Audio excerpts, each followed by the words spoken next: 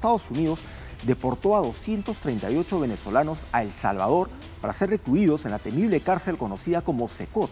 Desde San Salvador, Ingrid Castellano nos tiene más información. Qué gusto saludarles. Fueron recibidos en el aeropuerto internacional bajo un fuerte dispositivo de seguridad, desplegados por aire y tierra. Encadenados de manos, estos supuestos miembros de la peligrosa pandilla venezolana Tren de Aragua fueron trasladados al centro de confinamiento del terrorismo Secot. La información fue confirmada por el presidente Nayib Bukele, quien a través de su cuenta de X expresó: hoy arribaron a nuestro país los primeros 238 integrantes de la organización criminal venezolana Tren de Aragua. Fueron trasladados de inmediato al Secot, el centro de confinamiento del terrorismo, por un periodo de 1 año prorrogable. Estados Unidos pagará una tarifa muy baja por ellos, pero una alta para nosotros. Además, fueron recibidos en el Secot, deportados de Estados Unidos, 23 pandilleros de la MS-13, entre ellos 2 cabecillas.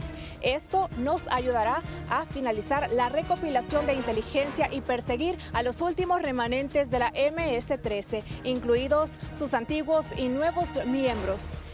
Dinero, armas, droga, escondites y patrocinadores, señaló el presidente Bukele. El acuerdo establece que Estados Unidos pagará un costo por prisionero de unos $20,000 por reo al año, $6 millones en total. El arribo de este primer grupo de inmigrantes convictos de otros países se da luego de la visita del secretario de Estado a El Salvador el pasado mes de febrero, donde El Salvador ofreció a sus cárceles para recibir a reos de otras nacionalidades.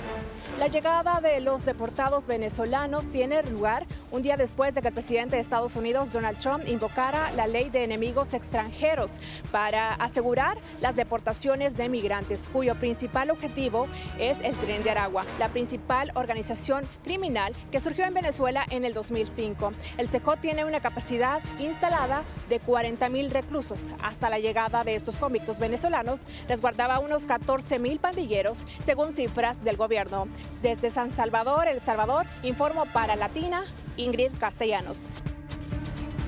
Muchas gracias, Ingrid, por esta información. Bueno, básicamente Donald Trump ya empezó a poner marcha a eso que ellos habían anunciado anteriormente. En primer lugar, todo esto forma parte de una estrategia, ¿no? Algo que hemos hablado. En primer lugar, declaran al Tren de Aragua como una organización criminal, enemigos de Estados Unidos que está sembrando el terror. Por ejemplo, yo no estoy diciendo que esté bien. Aplicó esta ley, la famosa ley de 1798, para declarar a todos estos ciudadanos como enemigos del país. Y ya comenzó lo que ellos habían hablado, empezar a enviar a todos estos delincuentes a la megacárcel de El Salvador, a esta megacárcel de Nayib. Y ya la tenían un poco vacía. Así es, de El Salvador. Una prisión construida en el año 2023 con capacidad para 40,000 reclusos. Ojo, El Salvador es un país de 6,5 millones de habitantes más o menos, pero de frente a construir una prisión para 40,000 reclusos. Aquí en el Perú la capacidad instalada carcelaria es de 41,000. Ojo, y sumando todas las cárceles. Y tenemos 33 millones de personas, o sea, dense cuenta de la comparación. Pero obviamente tenían mucho espacio, así que Nayib Bukele dijo, bueno, podemos recibir presos otros. Si no tienen espacio, nosotros los recibimos por una módica cantidad. ¿Cuánto le está costando a Estados Unidos? Lo dijo Ingrid, $20,000 por cada uno de esos internos. Al año. Al año. Ya mandaron 238, según cifras de la Casa Blanca, ellos tienen detenidos a más de 300 ciudadanos venezolanos, acusados de diferentes crímenes y entre ellos miembros del Tren de Aragua. El gobierno de Donald Trump le ha agradecido a Bukele porque Bukele también le ha pedido que envíen a 2 cabecillas de la MS-13 que estaban detenidos en Estados Unidos y otros 21 salvadoreños acusados de diferentes delitos. Todos ellos han llegado en ese primer vuelo y ya ven cómo los están recibiendo.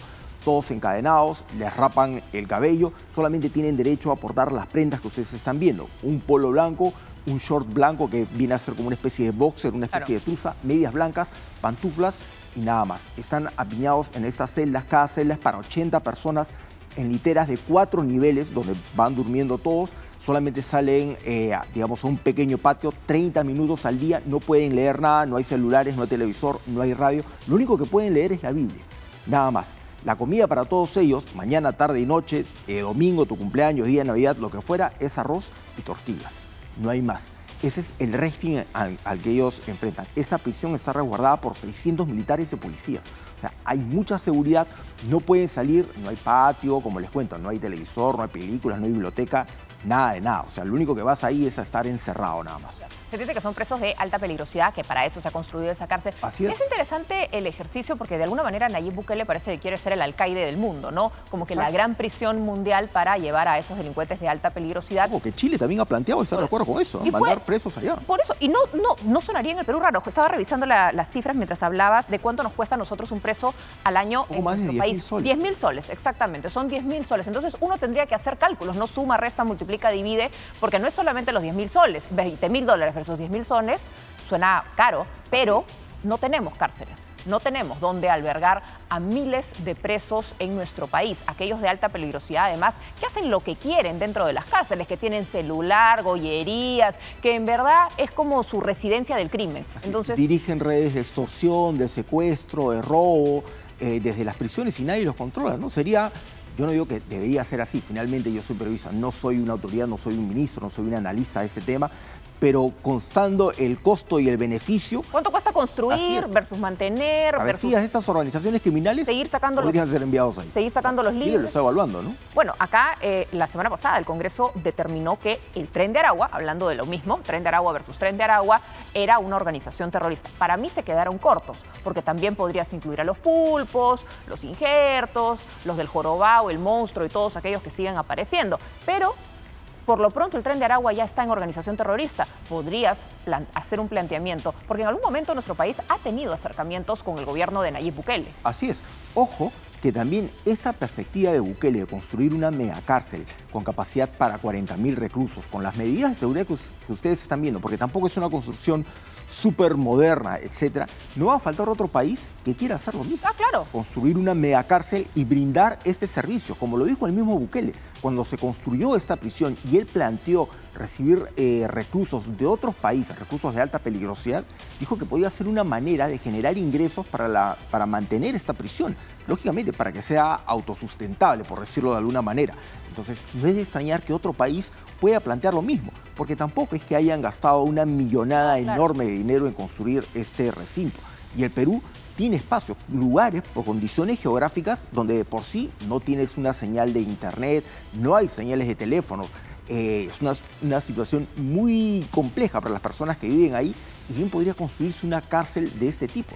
Obviamente, esto sí es que hay voluntad y forma parte de una estrategia para enfrentar al crimen, ¿no? Y esa es otra de las patas cojas cuando hablamos de la lucha contra la inseguridad. No nos olvidemos de lo que sucede en el Ministerio de Justicia. ¿Por qué? Porque el INPE depende del Ministerio de Justicia, porque las cárceles dependen del Ministerio de Justicia. Y hace poco vimos a la presidenta colocar la primera piedra de una cárcel. Ahorita no necesitamos una piedra, necesitamos ya los muros completos, necesitamos las rejas, necesitamos que todo esté listo. Y si el Estado se va a demorar años para construir una cárcel, entonces no vamos a avanzar en nada. Porque cuando se habla de ampliar Chayapalca es una cárcel que tiene 36 presos actualmente y querían aumentarla como para 30 más.